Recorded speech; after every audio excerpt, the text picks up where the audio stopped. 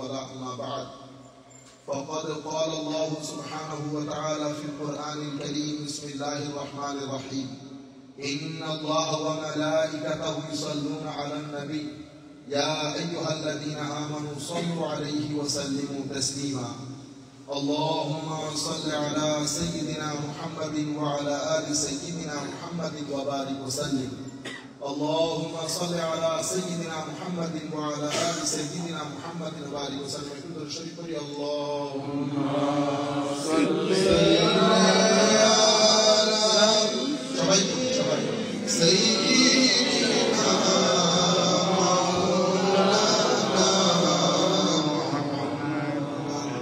وعلى آل سيدنا محمد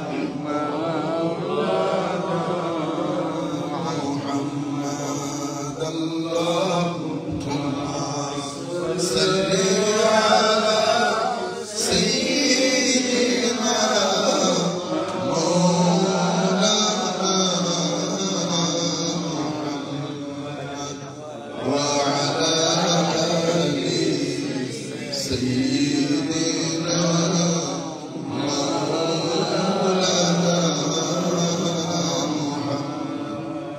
من وجهه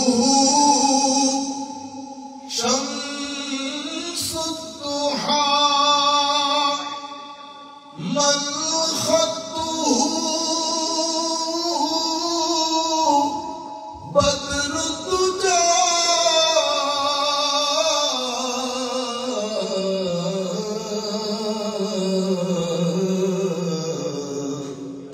من ذاته نور الهدى من كفه بحر الهمم اللهم صل على سيدنا مولانا محمد وعلى آله এবং আমাদের এলাকার সম্মানিত মুরব্বিয়ান সম্মানিত মুসল্লিয়ান কেরাম পর্দার আড়ালের উপরে আমাদের মা বোনরা যারা বসছেন আমরা সকলের প্রতি সশ্রদ্ধ সালাম জানাচ্ছি আসসালামু আলাইকুম ওয়া রাহমাতুল্লাহি তাআলা ওয়া বারাকাতুহু। আমরা খুব সংক্ষিপ্ত আকারে একটা জিনিস আপনাদের সম্মুখে পরিষ্কার করে আজকে আমরা যে প্রোগ্রাম মাহফিল সেই মাহফিল হচ্ছে ইসালে সওয়াবের মাহফিল। ইসাল মানে পৌঁছিয়ে দেওয়া, সওয়াব মানে সওয়াব। আমি আমার মাধ্যমে অর্জিত সওয়াবকে আমার মৃত ব্যক্তির কাছে পৌঁছিয়ে দেওয়া। Send the reward or grant the reward for my actions, for the deeds that has been performed by me. আমি এই সওয়াবটা মৃত ব্যক্তিকে দিয়ে দিচ্ছি। আমাদের বাংলাদেশি প্রেক্ষাপটে আমরা কোন মানুষ ইন্তেকাল করার পরে আমরা 4 দিন পর্যন্ত স্বাভাবিকভাবে মৃত ব্যক্তি যেই ঘরে মানুষ মারা যায় সেই ঘরে আমরা সব পালন করি। সেখানে চুলায় আগুন জ্বলে না, আত্মীয় স্বজন পাড়া প্রতিবেশী সবাই মিলে খাওয়া দাওয়া দেয়, বিস্তর খাওয়া দাওয়ার ব্যবস্থা হয়। 4র্থ দিন যেই দিন ওনারা শোক থেকে বের হয়ে আসে সেই দিন পরিবারের পক্ষ থেকে একটা খাওয়া দাওয়ার আয়োজন হয়। সেখানে গরিব মিসকিন আত্মীয় স্বজন পাড়া প্রতিবেশী সবাইকে খাওয়ানো হয়। একই কাজ 40 দিনও করা হয়, একই কাজ প্রতি বছর ঘুরে ফিরে করা হয়। কি কাজটা করা হয়? পরিবারের পক্ষ থেকে সদকা দেওয়া হয়, পরিবারের পক্ষ থেকে খাওয়া দাওয়ার আয়োজন করা হয়। মূল টার্গেট হচ্ছে মৃত ব্যক্তির কাছে সওয়াব পৌঁছানো, এটা হচ্ছে মূল টার্গেট। এখন প্রশ্ন হচ্ছে আমাদের কৃত আমল মৃত ব্যক্তির কোনো উপকারে আসে কিনা? Does it benefit the deceased after their demise, after they depart from this world? If we do something, does it benefit them? এটা হচ্ছে মূল প্রশ্ন। আহলুস সুন্নাহ ওয়াল জামাআহ উম্মতের আমি বলেছি না overwhelming majority of the Muslim ummah till the time of the Holy Prophet from the time of the Holy Prophet sallallahu alaihi wasallam till today, আহলুস সুন্নাহ ওয়াল জামাতের আকীদা কি, মানে উম্মতে মুসলিমার আকীদা কি এই বিষয়ে। আমাদের আকীদার বই, আমি কিছুদিন আগে মেরাজের সম্পর্ক যখন আপনাদেরকে বই খুলে বলেছিলাম না, আমি শুধু আপনাদেরকে এখানে এই দুটি কিতাব, একটা হচ্ছে আকায়েদে তাহাবি, ইমাম তাহাবি। তো এই ইমাম তাহাবি হচ্ছে 300 থেকে 400 হিজরির মাঝখানের লোক। এগুলো আকীদার বই। আমাদের এখানে কিছু বই আছে হাদিসের, কিছু বই আছে তাফসীরের, কিছু বই আছে আকীদার। তো আমাদের এখানে আকীদার স্কলার আছেন, ফিকাহের মানে জুরিস্ট, ইসলামিক জুরিসপ্রুডেন্স সেন্টারের স্কলার আছেন, ইসলাম কোরআনে পাকের তাফসীর যারা করেন, কমেন্ট্রি যারা দেন তারা স্কলার আছেন। তো আমাদের এখানে আকীদার স্কলার গুলো ভিন্ন।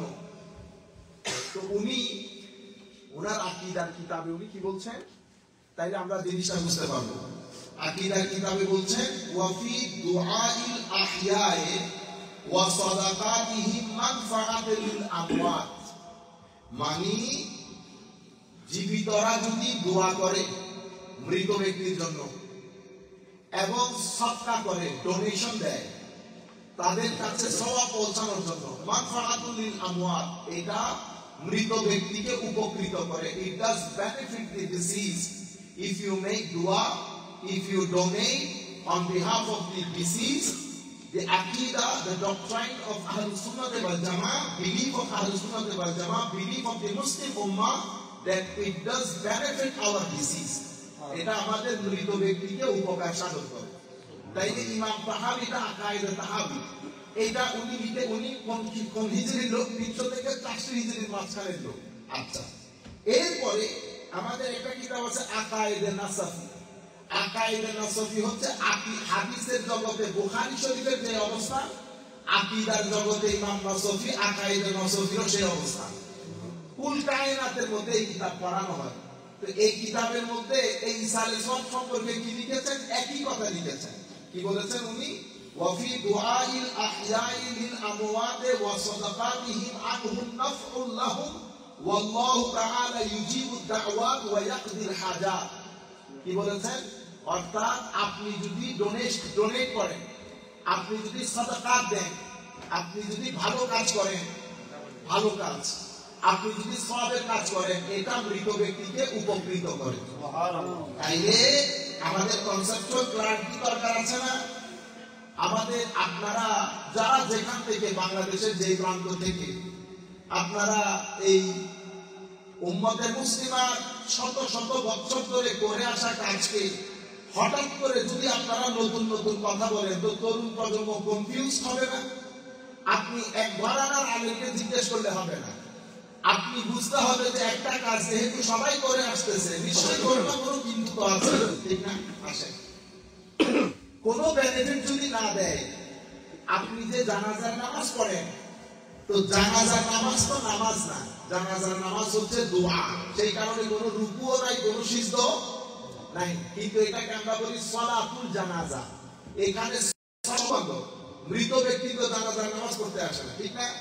তো যদি দোয়া মৃত ব্যক্তিকে উপকৃত না করে, তাহলে জানাজার নামাজ পড়ার দর্শন কি? What is the philosophy? What is the wisdom behind janaza prayer? Because janaza prayer is performed by the relatives, friends and local people. Deceased যিনি মরে গেছেন, উনি তো জানাজার নামাজ পড়তে আসতেছেন।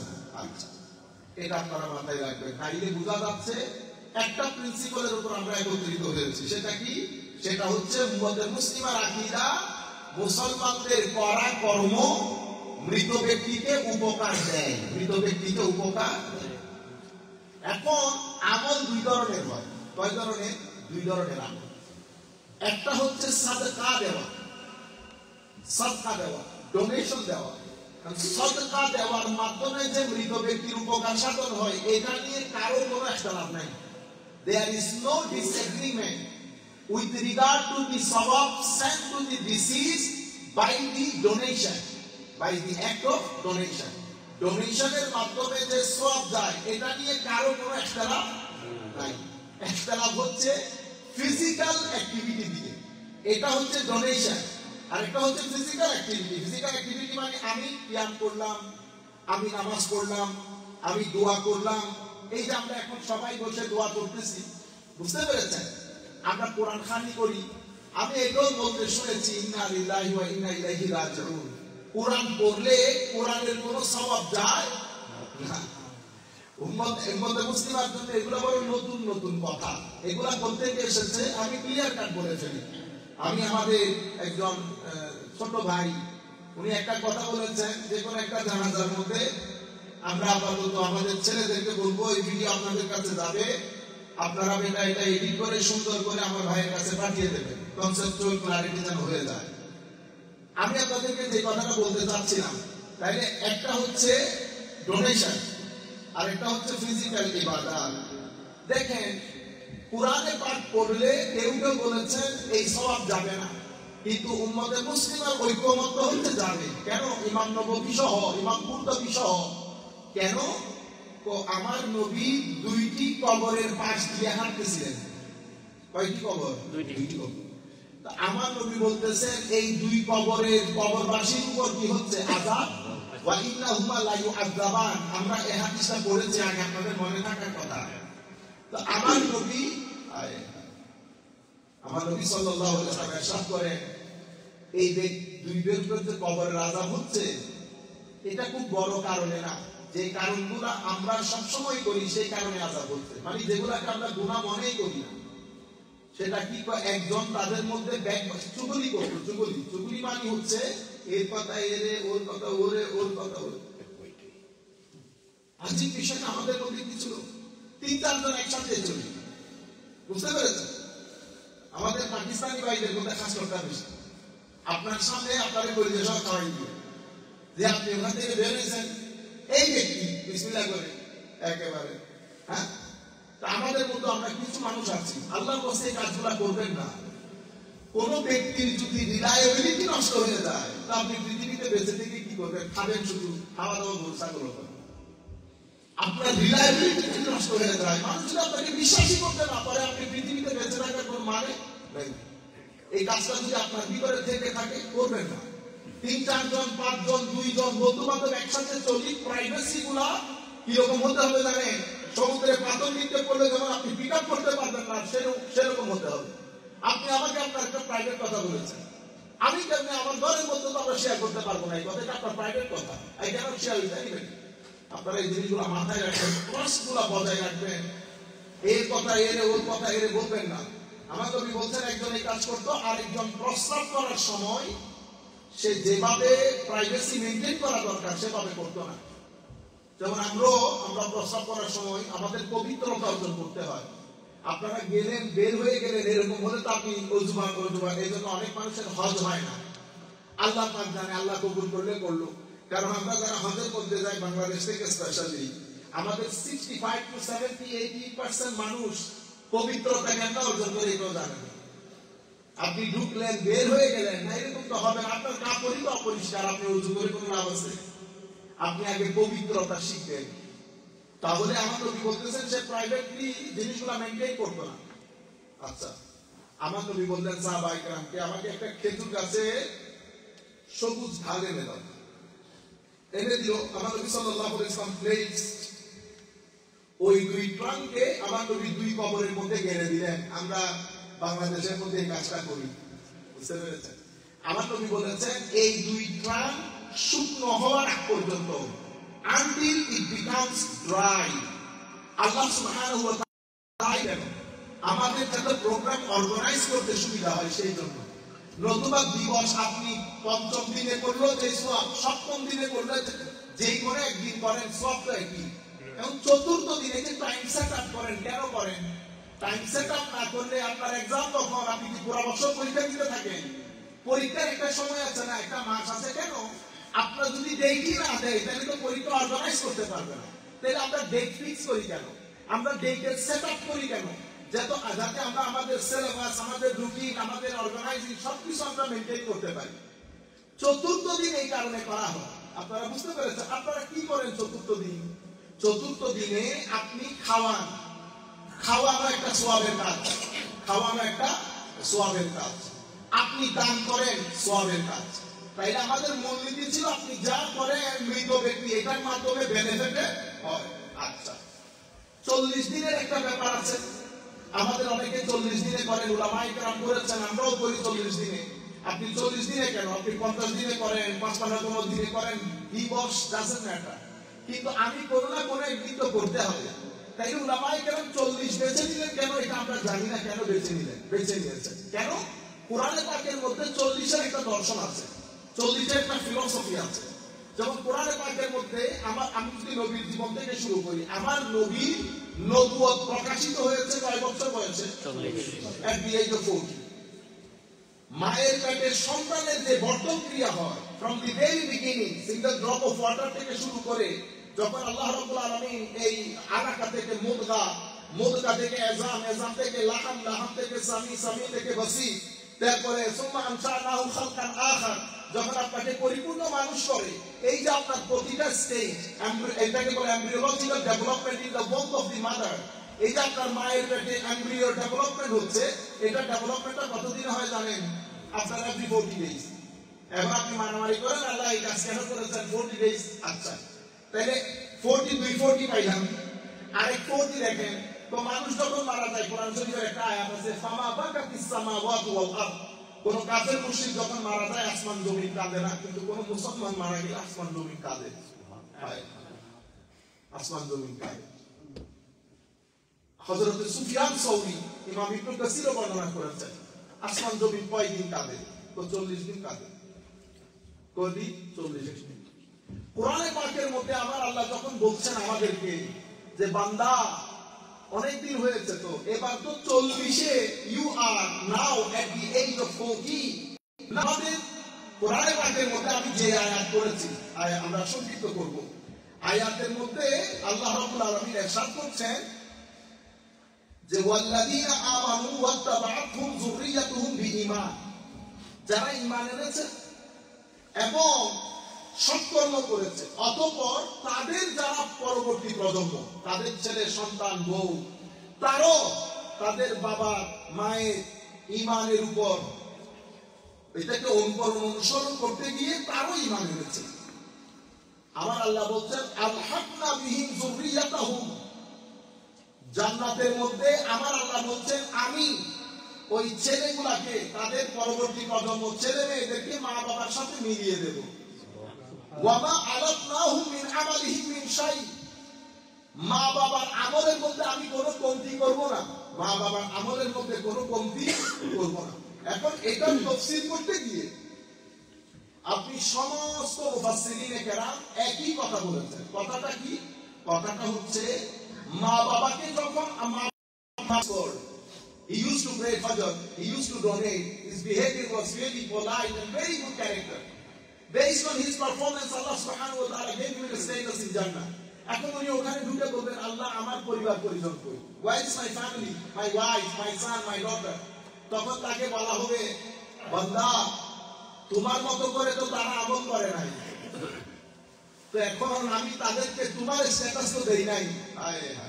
তখন আমার ওই ব্যক্তি বলবেন আল্লাহ আমি আমল করার সময় তো শুধু নিজের জন্য করি নাই, তাদের জন্য করছি, তাদের জন্য করছি। তো আমার আল্লাহর ওয়াদা হচ্ছে আলহাকনা বিহিম যুররিয়াতাহুম, আমি তখন তার স্ত্রী পুত্র সবাইকে ডেকে এনে কোথায় নিয়ে যাব, তার স্ট্যাটাস দিয়ে দেব, এবং ওই ব্যক্তির আমলের মধ্যে কোনো কমতি করব না। তাইলে এখানে গ্রুপ দুইটা, একটা হচ্ছে হাই স্ট্যাটাসে, আরেকটা হচ্ছে লোয়ার স্টেজে, বাট মুমিন, কাফেরের জন্য না, মুমিন। আপনি যদি আমলের ভিতরে খোঁচাখুচি করতে যান, বুঝতে পেরেছেন, এখানে আপনি আমাকে ফেরেশতা মনে করতেছেন, আমার আল্লাহ আমাকে ফেরেশতা মনে করতে হবে। আপনারা বুঝতে পেরেছেন কাকে, কোন ব্যক্তিকে আমার আল্লাহ পছন্দ করেন আমরা জানি না। তাহলে আমি আপনাদেরকে বলতে চাচ্ছি একজন হচ্ছে পারফরম্যান্স ভালো, আরেকজনের পারফরম্যান্স ভালো না। যার পারফরম্যান্স ভালো না আমার আল্লাহ তাকে মা বাবার অর্থাৎ উপরে তুলে দিয়েছেন। তো আল্লাহ এদের তো পারফরম্যান্স ভালো না, তো পারফরম্যান্স ভালো না হলে কি হবে? কানেকশন ভালো। কি ভালো? কানেকশন ভালো, সেই কারণে ভালোদের সাথে থাকতে বলছে, কুনু মা'আস সাদিকিন, ভালোদের সাথে থাকতে বলতেছে। কানেকশনের একটা দাম আছে, কানেকশনের একটা দাম আছে। আমার আল্লাহ বলতেছেন ওই যে তারা আমল করে নাই, তাদের আমল কম, আমার আল্লাহ ওই কম আমল তখন আর দেখছে না। কেন? তো যিনি ভালো পারফরম্যান্স করেছে আমি তাকে প্রথমে শান্ত দেখতে চাই। I want to make him peaceful. I want to see peace in his heart. এখন সেই তো পিসফুল না, কেন? কারণ সে তার পরিবারকে দেখছে না। তো পরিবারকে আমার আল্লাহ মিলিয়ে দেবেন, পরিবারকে আমার আল্লাহ মিলিয়ে দেবেন। এইখানে তো পরিবারের কথা আসার পরে এর পরবর্তীতে হযরতে ইমাম তাবরানী উনি বলছেন ইজা দাখালার রাজুল আল জান্নাহ, দেখেন হাদিসে পাকের মধ্যে আমার নবী বলছেন ইজা দাখালার রাজুল আল জান্নাহ, কোন ব্যক্তি যখন জান্নাতে ঢুকবে সাআলা আন আবওয়াইহি ওয়া যাওজাতিহি ওয়া ওয়ালাদিহি, উনি ওনার মা বাবা স্ত্রী পুত্র সম্পর্কে জিজ্ঞেস করবে। ফায়ুকাল, তাকে বলা হবে ইন্নাহুম লাম ইয়াবলুগু দারাজাতাক, তারা তো তোমার স্ট্যাটাস পায় নাই। ফায়াকুলু ইয়া রাব্বি কাদ আমিলতু লি ওয়া লাহুম, মাওলা যখন আমার আল্লাহর পক্ষ থেকে জবাব আসবে ফায়াকুলু বি ইস্তিগফারে ওয়ালাদিকা লাক, তোমাকে এই স্ট্যাটাস দেওয়া হয়েছে সন্তান যাদেরকে রেখে এসেছো তারা সব সময় তোমার জন্য আল্লাহ আমার দরবারে ইস্তিগফার করে। সুবহানাল্লাহ। ঠিক আছে, মানে অসংখ্য হাদিস, আমি বলতে গেলে অসংখ্য উলামায়ে কেরাম জানেন, আমার বলতে হবে না, অসংখ্য হাদিসের মধ্যে এসেছে উনি বলবেন আল্লাহ এই আমাকে এত বড় জান্নাত দিলেন, আমি তো এত ভালো কাজ করি নাই। তুমি ভালো কাজ করো নাই ঠিক, সন্তান যাদেরকে রেখে এসেছো তারা তোমার জন্য অনেক দোয়া করে, তাদের দোয়ার বদৌলতে তোমার জান্নাতের অবস্থান উঠতে উঠতে এই পর্যায়ে এসেছে, এই পর্যায়ে এসেছে। সেই কারণে আমার নবীও আমাদেরকে এটা শিখিয়ে দিয়েছেন যে মা বাবা দুনিয়া থেকে চলে যাওয়ার পরে আমরা যেন দোয়া করি। তো দোয়া একটা আমল না, দোয়া একটা আমল। হ্যাঁ, তাইলে আমার আমলের মাধ্যমে আমরা কি বলি, রব্বি জাআলনি মুকিমাস সালাতি ওয়া মিন যুররিয়াতি রব্বানা ওয়া তাকাব্বাল দুআ রব্বানা ইগফিরলি ওয়া লিওয়ালিদাইয়া ওয়া লিল মুমিনিনা ইয়াওমা ইয়াকুমুল হিসাব। আল্লাহ আমাদেরকে ক্ষমা করেন, আমার মা বাবাকে ক্ষমা করেন, এবং মুমিন যারা দুনিয়া থেকে চলে গেছেন তাদেরকেও ক্ষমা করেন। তাইলে আমাদের দুয়ার কারণে কবরের মধ্যে আমাদের মা বাবার আযাব আল্লাহ রহিত করেন, জান্নাতের মধ্যে তাদের স্ট্যাটাসকে আল্লাহ উপরে তুলেন। এটা হচ্ছে সন্তানের মাধ্যমে মা বাবার লাভ। আর মা বাবার মাধ্যমে সন্তানের লাভ কেমন হয়? মা বাবাকে যখন জান্নাত দেবে তখন বাবা বলবে আমার মা বাবা আমার ছেলে পুত্র এরা কই? তখন আল্লাহ বলবেন এরা তো তোমার স্ট্যাটাসের না। তখন তারা বলবে আমি তো আমার জন্য করি নাই, তাদের জন্য করেছি। তখন তাদের স্ট্যাটাস কি করে দেওয়া হবে? হাই করে দেওয়া হবে। আপনার কাছে জিনিসটা আপনারা একটু সবর করেন, আমি শেষ করে দিচ্ছি। আপনাদের কাছে হয়তো জিনিসটা মনে হবে হুজুর এটা আসলে কতটুকু শুদ্ধ। আসলে আমরা সূরা কাহফ থেকে আপনাদেরকে বলি, পরিবারের মধ্যে আমরা বলি না তো একজন আলেম থাকলে 7 গুরু তাহলে বলি না আমরা। আপনারা সূরা কাহফের মধ্যে হযরতে মূসা আলাইহিস সালাম যখন খিদিরের সাথে যাচ্ছিলেন, তো এক গ্রামের পাশ দিয়ে যাচ্ছিলেন, তাদের কাছে খাওয়া চেয়েছেন, খাওয়া দেয় নাই, তো দেওয়াল একটা পড়ে যাচ্ছিল, তো উনি হযরতে খিদির দেওয়ালটা সোজা করে দিয়েছে। হযরত মূসা বলতেছে আপনি খাওয়া চেয়েছেন, খাওয়া দেয় নাই, দেওয়ালটা যে সোজা করে দিয়েছেন, এটার বদৌলতে তো আপনি কিছু চাইতে পারতেন, তারা দিতে পারতো। হযরত খিদির বলতেছেন আমি না আপনাকে বলেছি আমার সাথে থাকলে আপনি প্রশ্ন করতে পারবেন না।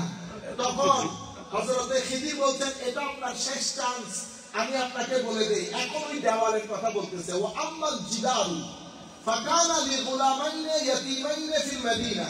তো এই যে দেওয়াল, এটা ওই গ্রামের ওই বাড়ির ওই এলাকার 2 এতিম বাচ্চা ছিল। ওয়া কানা তাহতাহু কানজুল লাহুমা, ওই দেওয়ালের নিচে তাদের জন্য কি আছে? সম্পদ আছে। হ্যাঁ, ওয়া কানা আবুহুমা সালেহা, তাদের বাবা কি ছিলেন? ওলি ছিলেন। এখানে তাদের বাবা বলতে তার বাবার কথা বলা হয় নাই, মুফাসসিরিনে কেরাম বলতেছে তার পরিবারের মধ্যে তার পরদাদা, তাদের পরদাদা একজন আল্লাহর ওলি ছিল। ওই পরদাদা ওলি বরকতে 3 জেনারেশন পরে সন্তানরা উপকৃত হয় নাই। 3 জেনারেশন আগে কুরআনে পাকের আয়াত তো আমার ভাই, খাস করে আপনি যদি এভাবে বলে দেন যে কালকে সকালের ছেলে আমার ভাই আপনি নাকিবারে দুধ পড়বে, আপনারা কষ্ট করে এগুলো বলে দিয়েন না। বাংলাদেশের মধ্যে ঘুরেন, বাংলাদেশের উলামায়ে কেরামের সাথে ডিসকাস করেন, আপনি জানাজার মধ্যে বলে দিচ্ছেন 4 দিনে হবে না, 40 দিনে হবে না, আলেমের সাথে ডিসকাশন হয়েছে, এগুলা গুনাহ। ইন্না লিল্লাহি ওয়া ইন্না ইলাইহি রাজিউন। জমানা থেকে আলেম চলে গেছে, সকল ঘরানা থেকে। কিয়ামত এই 10, 11, 1200 বছর ধরে হয়ে হয়ে আসতেছে। বেটা, আপনি 2 দিনে 2 লাইন লেখাপড়া করে আপনি এত বড় জুলুম আমাদের আকীদার উপর করতে পারলেন। আমি আপনাকে বলবো বিনয়ের সাথে, আল্লাহ আমাদের সবাইকে হেদায়েত দান করুক, আল্লাহ রাব্বুল আলামিন আমাদেরকে বুঝ দান করুক। আপনি বেটা আলেমে রব্বানি, 2-4 জন আলেমে রব্বানি, আপনি নির্দিষ্ট এক ক্যাটাগরি ব্যক্তির কাছে জিজ্ঞেস করেছেন, কি বলেছে, কি শুনেছেন, আল্লাহ পাক ভালো জানে। আমি বলবো আপনাকে, আপনার রুম বন্ধ করে আমাদের এই বক্তব্যগুলো শুনবেন, ফার্দার গুগলের মধ্যে চেক করে নেবেন। আল্লাহ রাব্বুল আলামিন আপনাদেরকে হেদায়েত দান করুক, আল্লাহ আমাদেরকে হেদায়েত দান করুক। তাহলে বাপ দাদার পরপুরুষের মধ্যে একজন আল্লাহর ওলি ছিল। কোন কোন মুফাসসির বলেছে তার ষষ্ঠ পুরুষের মধ্যে, পঞ্চম থেকে ষষ্ঠ পুরুষের মধ্যে একজন ভালো লোক ছিলেন। সেই ভালো লোকের ভালো কাজের বরকত সেলিব্রেট করছেন, এনজয় করতেছেন 5 জেনারেশন পরে।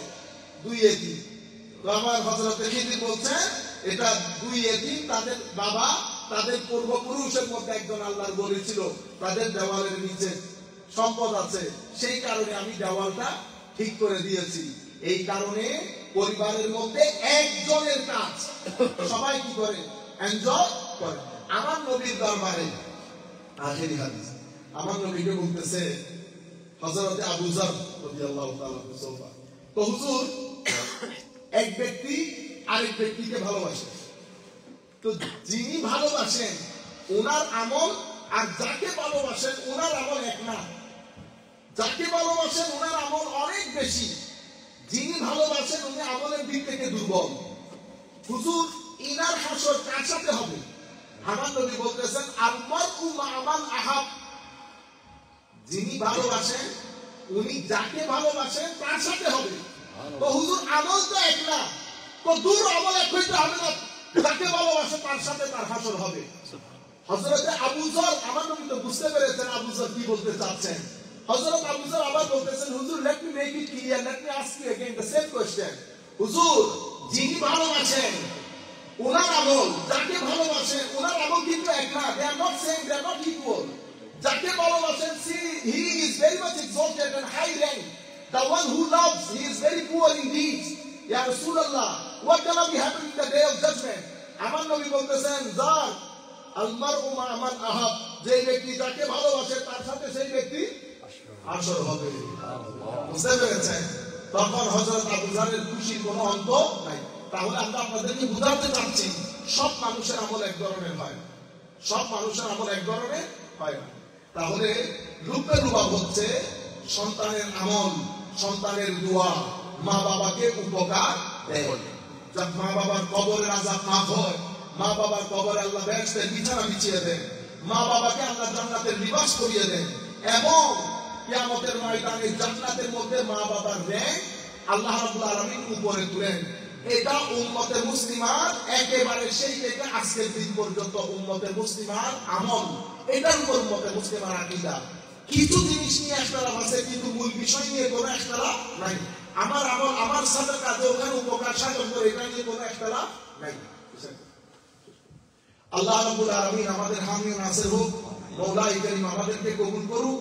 আল্লাহ আমাদের ইসাক ভাই, আমাদের জাকারিয়া ভাইরা, সাদাত ভাইরা